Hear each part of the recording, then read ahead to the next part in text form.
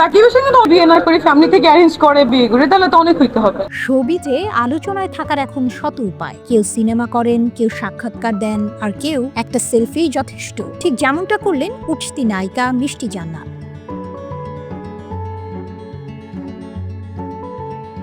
বিমানে সুপারস্টার শাকিব খানের পাশে বসে এক নয় তিনটি সেলফি তুলে ঝড় তুলেছেন সামাজিক মাধ্যমে। ছবিগুলো রবিবার রাতে নিজের ভেরিফাইড পেজে পোস্ট করে ক্যাপশনে দিয়েছেন 3টা লাভ ইমোজি আর 2টি শব্দ, লাভ লাভ। ব্যাস, সেই থেকে নেট দুনিয়ায় ট্রাফিক জ্যাম।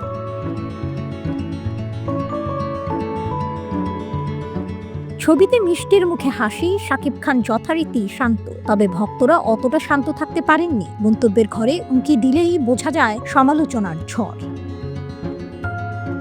মিষ্টির সেলফিতে শাকিবকে দেখার পর থেকে সামাজিক যোগাযোগ মাধ্যমে দেখা যাচ্ছে তর্ক বিতর্ক। অবশ্য এর পেছনে কারণ রয়েছে। শাকিব ভক্তরা বলছেন, কয়েক মাস আগেও বিভিন্ন ইন্টারভিউয়ে মিষ্টি জান্নাত ভাইরাল হওয়ার জন্য শাকিবকে জড়িয়ে কৌশলে বিভিন্ন মন্তব্য করতেন। এর ফলে মিষ্টির সেলফিতে শাকিবকে মেনে নিতে পারছে না শাকিব ভক্তরা।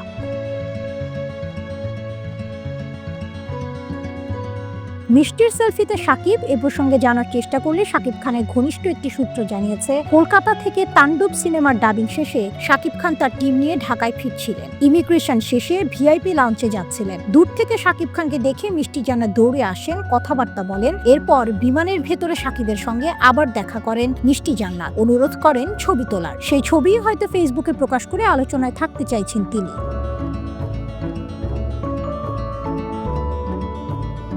এ ব্যাপারে মিষ্টি জান্নাতের সঙ্গে যোগাযোগ করা হলে তিনি সাড়া দেননি। জানা গেছে, মিষ্টি জান্নাত তার মায়ের চিকিৎসার জন্য ভারতে গিয়েছিলেন। গতকাল তিনি ঢাকায় ফিরেছেন।